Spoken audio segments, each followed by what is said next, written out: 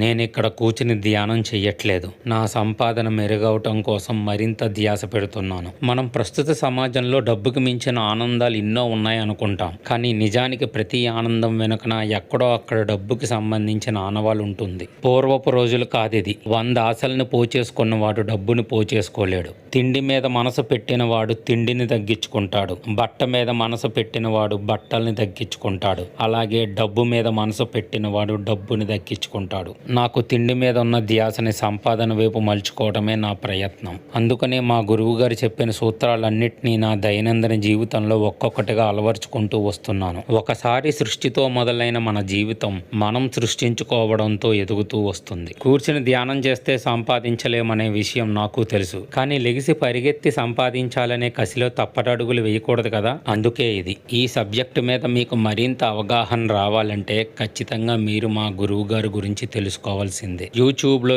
AKS money మంత్ర అనే channel ఉంది. అక్కడ వీడియోస్ చూస్తూ ఉంటే మీకు మా గురువు గారి గురించి నెమ్మదిగా అర్థమవుతూ వస్తుంది. ఆయన అక్కడ ఇది కొనుక్కోండి అది కొనుక్కోండి అని ఏం చెప్పరండి. బుద్ధిని నిగ్రహంగా ఉంచుకుని చక్కగా డబ్బు సంపాదించి అనుభవించరా నాయన అని చెప్తారంతే.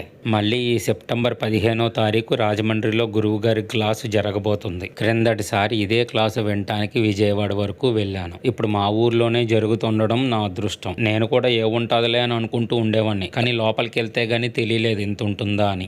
ఈ సెప్టెంబర్ 12న పుట్టినరోజు జరుపుకుంటున్న గురువు గారికి నేను ఈ విధంగా శుభాకాంక్షలు తెలియజేసుకుంటున్నాను. Thank you universe. Thank you Guruji.